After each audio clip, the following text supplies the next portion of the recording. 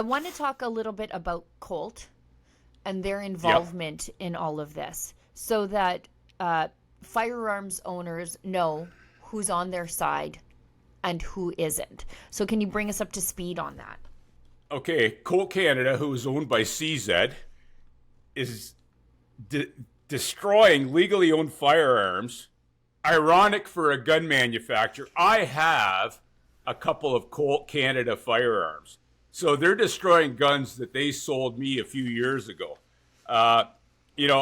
CZ claims they're not part of the government gun grab. You know what? That's easy to say because they're just destroying the firearms. They're not in the political end of things. But as far as we're concerned, they're part of the gun grab, and it's not good when a manufacturer actually is destroying guns that they sold us initially. It's been going on for a while now with guns that were turned in from dealers and manufacturers, and it's not right. It's not right that a company that sells you guns is actually destroying them. But at the end of the day, Sheila, follow the money. Right. Yeah. Do we know the cost of that contract, or do I need to find that out through access? You need to find that out because I will definitely know. It's definitely confidential, and this is leading on to these mobile destruction units that they just approved by Order in Council. So as of October 16th, the Liberals approved rolling destruction units to travel across Canada. And they also approved Canada Post and shipping companies are authorized to take in firearms now.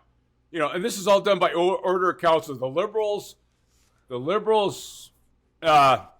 tool that they use all the time is their Order in Council. And this is another example how they misuse the Order in Council.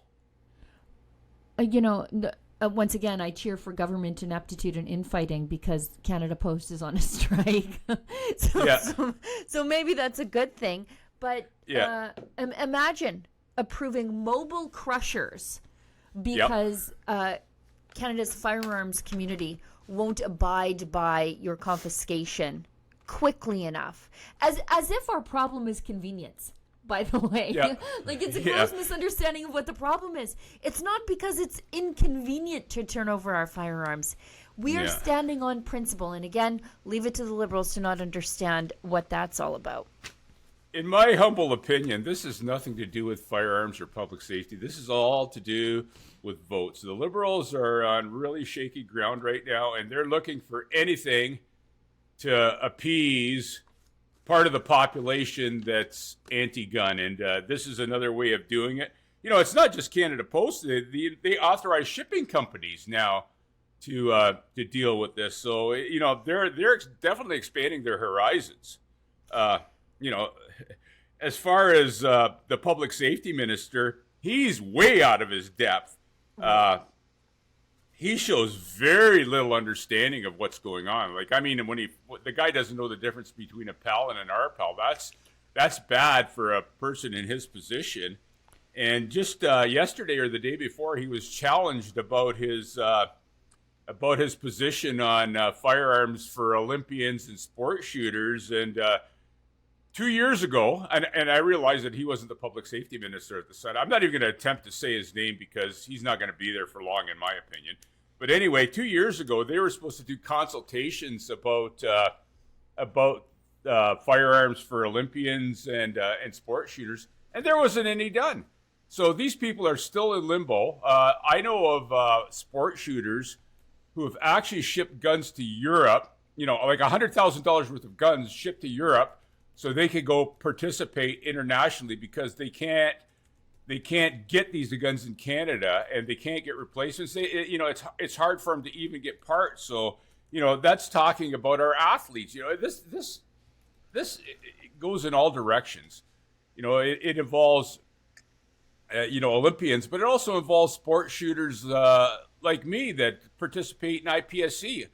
My gun breaks. I can't get a replacement gun right now. It's ridiculous. And he doesn't seem to, number one, watching Question Period for the last couple of weeks, he doesn't really know what he's talking about. And number two, he's not interested in people competing for Canada. It's just he just wants to follow the Liberal company line and continue on with this ridiculous gun grab that that's got nothing to do with public safety or anything. Realistically, it's nothing more than an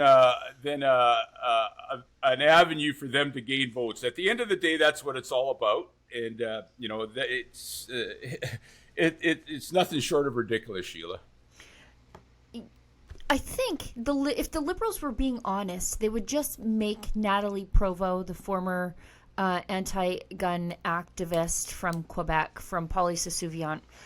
I think if they were honest, they would just make her the public safety minister.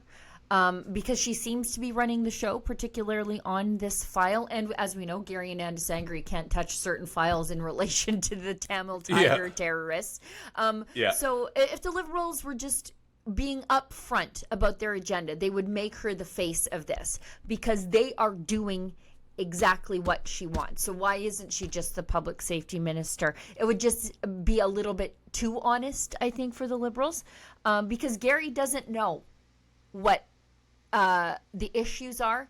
He doesn't know what the file is. He doesn't know, as you say, the difference between an RPAL and a PAL. He doesn't know the current gun legislation, but he's arguing that we're dangerous.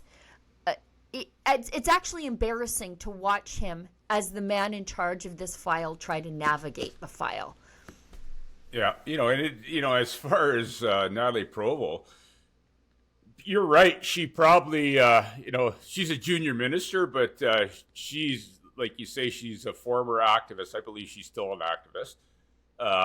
And I think she wants that position. She wants to ban the SKS. She wants, she's making demands. And when she doesn't get her demands, she puts the party on notice and say, hey, play my game or don't play at all. And that's the position I believe she's taking. And it's unfortunate that that Canada is in this position. It really is.